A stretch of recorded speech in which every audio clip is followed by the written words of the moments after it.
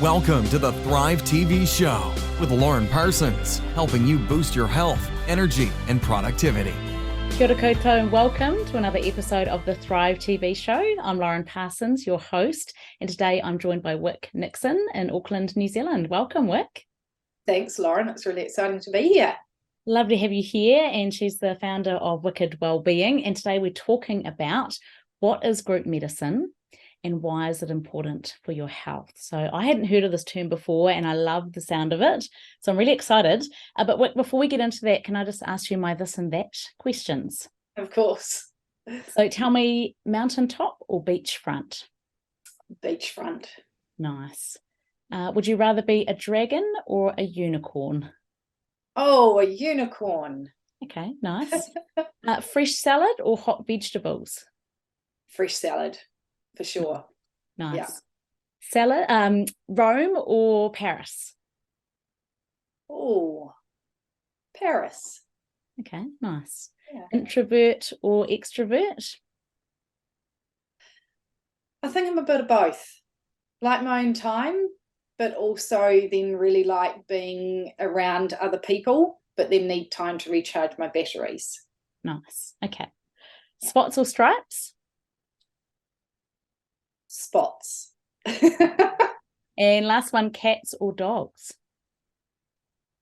Yeah, I was thinking about this one too. I would say I am probably more of a cat person, even though we've got both. Yes, I thought you had both. Yeah. Nice. Yeah. Yeah. Oh, it's hard to choose, isn't it? It is. So just to tell you a bit more about Wick Nixon is from Wicked Wellbeing. She's a passionate foodie whose mission in life is to motivate, support, and guide people on their quest to make nutritious and delicious choices. More than that, Wick wants to support you to achieve a balanced lifestyle where you make your own health a priority with less stress and way more appreciation. So we're very in sync. If you're feeling frustrated or overwhelmed or you just don't know where to start and you want to know how to make it easier, then join us for this chat where we're going to talk about what Wick has discovered is a key component to your success. She's a mother of 3 teenagers and she understands the challenges you face when you're trying to balance it all in a busy life. So Wick, just start by telling us a bit about how did you get into what you're doing now? Yeah, so I grew up actually not far from you, Lauren. I know you're in Palmerston North. I grew up in Dannevirke, just out of Dannevirke on a farm. And I have always been really, really passionate about food and cooking. And then as I got older, it got healthier and healthier. Then as I had my kids, I realized how important it was to nourish them with, homemade whole foods. Now, as you said, they're teenagers now, so I don't know if they kind of appreciate that as much. They now make their own choices, they earn their own money. So I now come from a place of leading by example and just hoping that they will come around. I've got 3, 2 of them are great. One, hopefully she'll come around. Yeah, and I think it's really... You're very down to earth and all the things that you share, we can't be perfect if there's such a thing. So yes. Yeah, I love it. And I think that we're kind of experts in our field. Like I'm really good with food. I'm really good with exercise, but there are other areas of my life that you'll be, experts, or people that are listening will be experts at, that will be able to help me. It's nice. Yeah. And I think, it just shows that being open to learning, which is obviously we're preaching to the converter because those that are listening in are open to learning. So tell us about this, well, for me, new concept of, tell me all about what is. Okay. So I discovered this concept about a year ago, probably even less than that. And I was listening to, have you heard of Dr. Chatterjee? Yes. He's got the Feel Better, Live More podcast. And he was doing an interview with James Maskell and on this concept of group medicine. And it's something that I hadn't heard of before. Now, I've got a little description here that I'm going to read for you. It's where a group of like-minded people come together in a mutual support system where everyone shares a common goal, where the power is in the accountability and support structures that have been set up to create change. Yeah, nice. Right? Does it make sense? Absolutely. Yeah, it makes sense, and you can see it. I mean, what comes to mind is I can see it it's interesting. It's three things that we've both been doing over the years, and now we've got a name for it, because I just often see, that's why I love group coaching programs. I do a lot of leadership coaching with groups now, because when you bring a group of leaders together, they can actually learn so much from each other. They don't need to just learn from me, and it's more about facilitating that process and letting them share, their experiences, their wins, their celebrations, their failures, their learnings. So when you have that common goal, that's, I guess, the thing that brings it together. Yeah. And so to give an example, like you've just given a couple of examples, AA is another group medicine. There's people who want the same outcome, who have come together, and there's a support and an accountability network, right? There's even Facebook groups are a type of group medicine. Like you might have a group where a gluten-free group, everyone is in there for the same outcome. Or you might have a running group. Everyone wants the same outcome, and it's that group medicine of all being together, wanting that same outcome, which is the power of what that looks like. Nice. Yeah. Right. And so tell me, if people are wanting to start getting involved in group medicine, where should they start off? Yeah, so the first thing you need to work out is, what change do you want to make? And then you ask yourself, is your current support network or group of friends supporting those outcomes, right? Because a lot of us go, and you and I being in the health field with our clients that we work with, they want to make a change with their health. Often our friends can be the ones that can hold us back or pull us down, because you're wanting to change, but they're not actually ready to change. They don't want to give their wines up on a Friday night or every night, or they don't want to get out and start walking or running.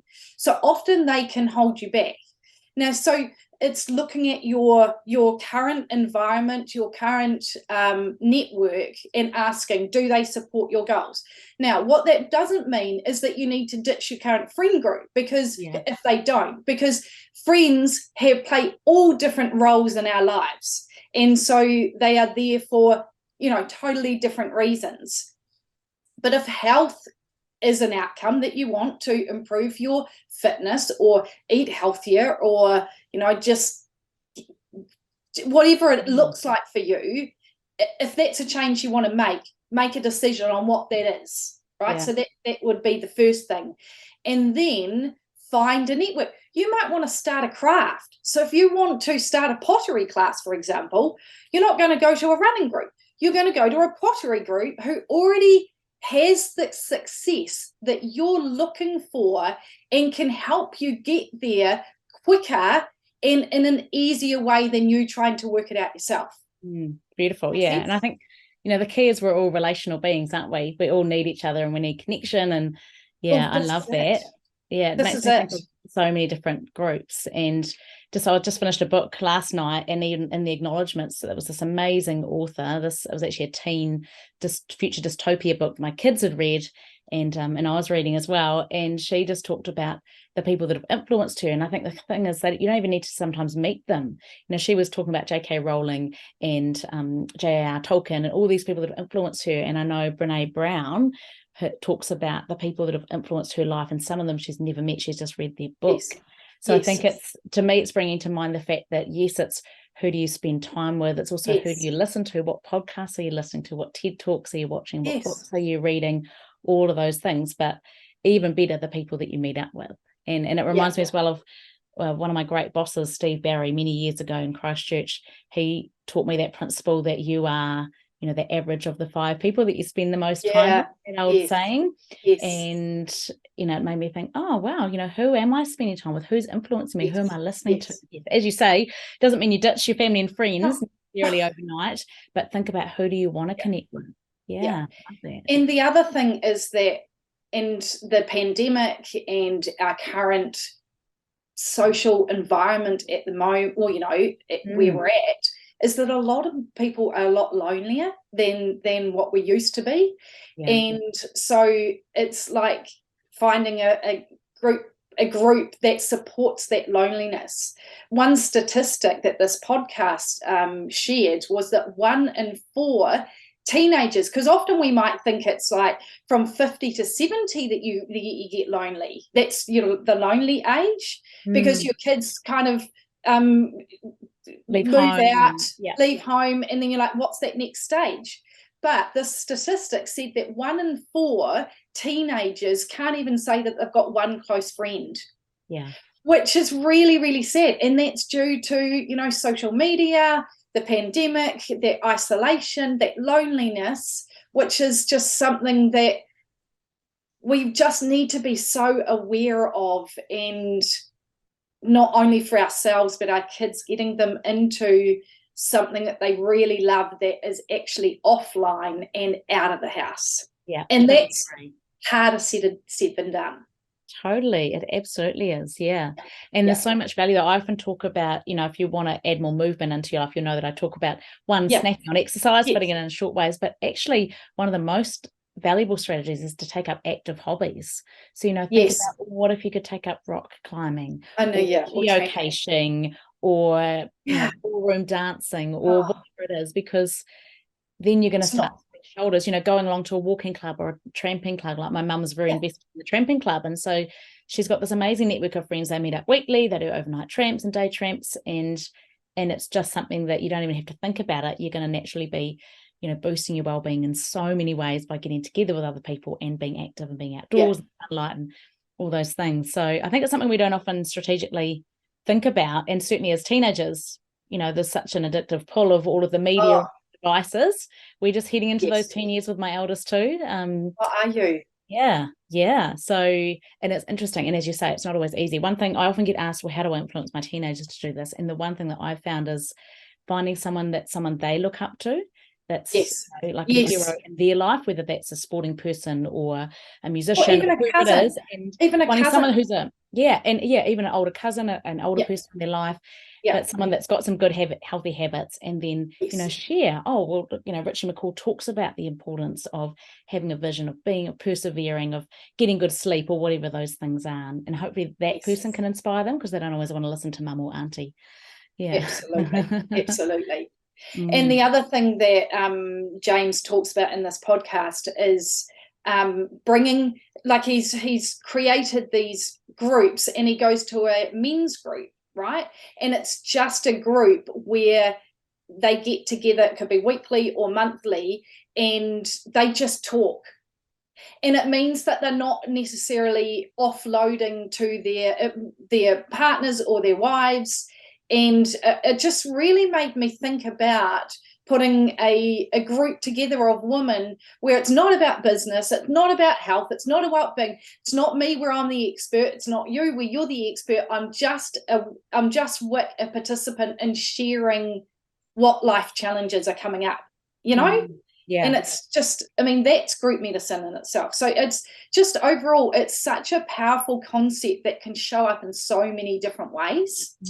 I've got a friend who actually had a friend of his who was his dedicated listener, and he was actually a friend who was in Australia, and they would just catch up maybe once every month or two over the phone and just share what was really going on. And he said that this friend was so good because he would call him on anything that was just like, no, that's rubbish, you don't really mean that. What's really going on, or how do you really feel about them? To be like, oh yeah, actually I feel disheartened about this, or whatever it is. So having those people that we can actually go to, which isn't always easy, as you said, there are still a lot of people that don't feel they've got that one close friend, and I think that could be its whole podcast has how do we nurture and build those relationships. Often I think we need to feel like we are showing up as being the martyr, and I'm the perfect, I'm a great mum, I've got it all together, and I've got my health and well-being together. But actually, as you said, when you can be vulnerable, which I am open and honest, because it makes other people realize that they're not alone. And that's why I do share openly about challenges that are going on, because nobody has got their life sorted. It's just those social highlight reels, man, they just really do my head in. That's what I really try and break down. I know, and but then it's really difficult not to be hypocritical, isn't it? Because I know that I'm on social. I often recommend to clients, limit your social media time. You don't necessarily have to cut it off altogether, but do have some constraints around it, because it is just that highlight reel, and we know the studies will show it increases anxiety, depression, that it, it leads us to that comparison game, and there's always going to be someone ahead of you, and there's always going to be someone that's following along in different things in different areas of your life, and we certainly haven't got it all together. So I do try and make an effort of sharing, just random things that have gone wrong or failures, and because I think it is encouraging to others around us. But I realize the hypocrisy of the fact that I've got all these professional photos out there and it all looks amazing, but we have to remember that everyone wears that mask to a certain extent of putting out our perception. And when we look through those highlight reels, often it's people trying to console themselves and almost but it's something we really need to teach the next generation to wrap their head around, I think, isn't it? So if someone's getting started, or say they've identified that goal that they have, where would you recommend they then start out? What's sort of the next step to create some group medicine around them? So it would be, as you say, identifying what area that is, and then it might be a Facebook group, or it might be a local community, or a course, if you're wanting to learn about, something in business, or, it might be gluten-free, I don't know, whatever it is, that then there is a support, and often with a course, there's a support network that goes with it, right? So it's just doing a little bit of research, and don't be afraid to start something new, because life can just go so quickly. And if you're feeling lonely, or you're just not feeling like you've found your people, or you've found your tribe, then this is a really great way to actually find your tribe of people, because they'll be like-minded people who already are interested in what you're interested in, and probably, a couple of steps ahead of you who can help you. So that's just that's what I would suggest, is to just do a little bit of research. There's local communities. If you like knitting, there's or crocheting, there's knitting and crocheting community groups that you can go and join. And no longer is knitting and crocheting for the over 70s. There's absolutely, it's very hip. Totally hip. Yeah, that's right. So that would be my advice. One thing I found, because I'm a member of Toastmasters, and the brilliant thing is it's international, and it has its, back to your definition, it talks about that there was some structure to the way that group is formed, and Toastmasters is very structured. There's lots of clapping and encouragement, and it's very much a place for either experienced speakers or total beginners to all come along, to practice, to get better, to be open to learning. And what I loved was when we moved from New Zealand to Canberra, Australia, and to Ottawa, Canada, I went to a Toastmasters meeting, and I felt like I'd come home. It was like all of this, acknowledgement, and I was the only guest in this particular meeting. I remember the day in Ottawa to this day, and just felt so welcomed and loved and encouraged. And so it's nice, I think, when you can become part of a part of a group. And I know the feeling of being hesitant, because I was always the shy, unsporty kid at school. Still actually feel really nervous getting involved in things. Recently we went to this holiday camp with lots of other families, and they had a table tennis competition, and I was kind of at the side thinking, I'd quite like to give that a go, but I'm really useless at table tennis. And so anyway, I sort of said, is it too late to join in? And anyway, they kind of set me up with this other lady to play, and so there I was playing, and ended up losing, but I didn't lose too badly, but it was just a joy to be part of it. But it did take a bit of courage on my part to take that step, but I was so pleased I did, because otherwise I would have just sat back on as a wallflower and kind of felt, I'd let that opportunity go by. So I would just encourage people that are listening in to choose to be courageous, to take the first step. It's also really important for your kids to see that too. If they were looking, and it's like having an open conversation with them afterwards and saying, I was actually really nervous about that, but I thought I really wanted to do it, and what did I have to lose? If I didn't win, it doesn't matter. I had fun, and that's the most important part. And the other thing is that if you can't find, in person is ideal, right? Because that's when you get that connection.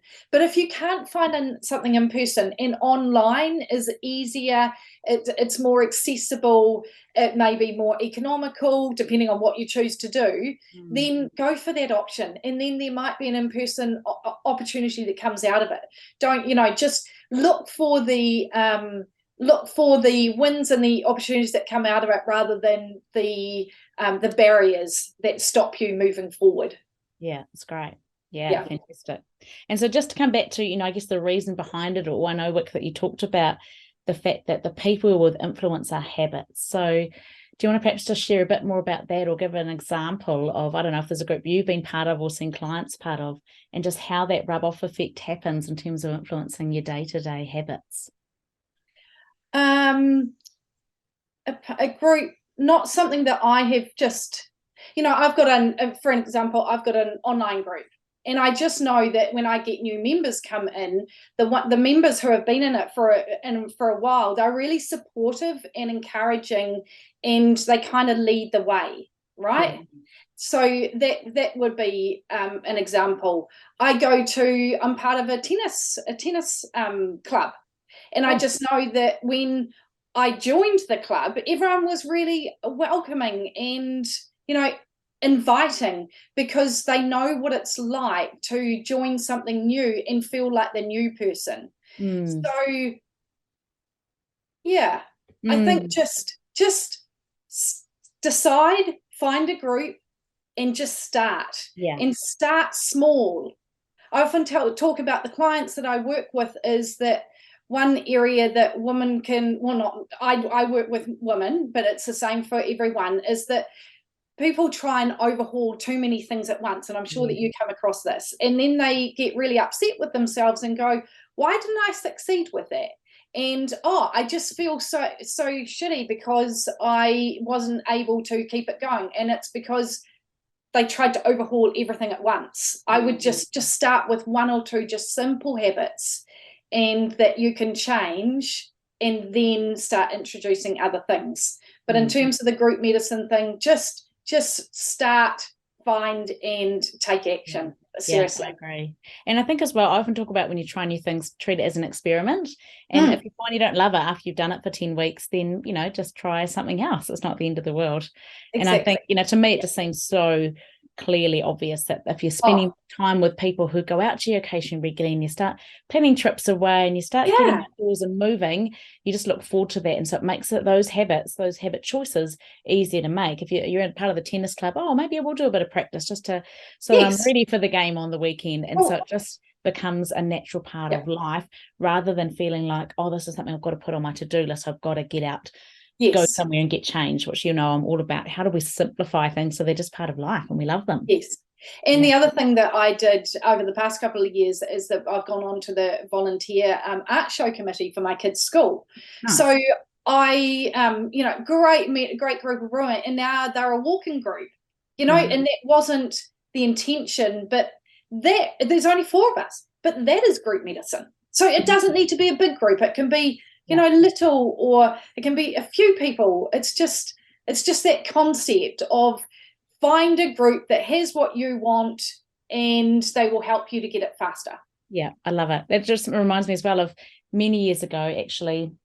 My daughter's 12 now, so it must be just about 11 years ago, I started a walking group in a suburb in Palmerston North called Hokowhitu. It's the name of the suburb. Yeah. And so we called it the Hot Whitu Chicks. It's sort of spelt almost the same. Hot Whitu Chicks. And we got some pink t-shirts made up, and it was a gold coin for breast cancer. And we met up at 9 a.m. on Saturday morning and just did a lovely flat walk for an hour, and then come back, meet at a cafe and socialise. And what's amazing was I moved away a year later, and they kept going and they kept going. Yes. And now I just go in and I'm like a guest visitor sometimes, but that group is still going. There's still a core group of about a dozen ladies. That's amazing. Meet virtually every week, and we just say we meet rain or shine, and it is, I loved creating that, because it was this group medicine in action, and it was outdoors, movement, sunlight, conversation, connection, which is so positive. And regularity, even if you're away a week, and so they've gone through births and deaths and babies and grandbabies and moving house, and got to share in all of that. And it's just amazing when you bring those communities together. So, and they're raising funds for an amazing cause as well, which is just a bonus. So yeah. Oh, well, I've loved talking about this concept, and it just highlights so many opportunities. So Wick, if people wanted to find out more about you, what's the best way to do that? They can head to my website, wickedwellbeing.com. So that's just wicked and wellbeing. and you can grab my ebook that is there. Have a look around, got lots of delicious recipes, because ultimately at the end of the day, I'm a super passionate foodie, and it's just, but I'm a kind of looking at all different, the holistic, health and wellbeing, and food's a big part of that. Yeah. But yeah, otherwise they can follow me on my Facebook and Instagram under Wicked Wellbeing. Yeah, perfect. Lovely. So if you're watching or listening into this, make sure you do head to thrivetvshow.com, and then you'll be able to see all the show notes down below with all the links, so you can reach out to Wick as well. So just to wrap up, one final question, that's just, if there's something else you want to share with our listeners today, Wick, what would that be? Don't just listen to this episode and go, oh, that was really interesting. Oh, that concept was great, but I'm not going to do anything about it. Take action, because anything that I do, I want you to walk away and take action. So just work out what it is. It's the start of the year. It is for us, and just find what it is, and then just make a change. That was a little bit. It's good. That's really good, and it's that that one small change. Want you to take action. Yeah, one small change. Yes, love it. Thank you so much. It's been such a pleasure to connect again, and just to talk about something I think is as you say, a really great way to start the year, picturing who do you want to surround yourself with, what do you want to achieve, and absolutely it's going to make a difference. So thank you so much, Wick. Awesome. Thanks for having me, Lauren. Lovely to chat. Lovely. So thanks for listening. That's been another episode of the Thrive TV show. Go out and thrive. Thank you for listening to the Thrive TV show with Lauren Parsons. Visit thrivetvshow.com to access the show notes and discover our fantastic bonus content. And be sure to subscribe so you don't miss the next inspiring episode.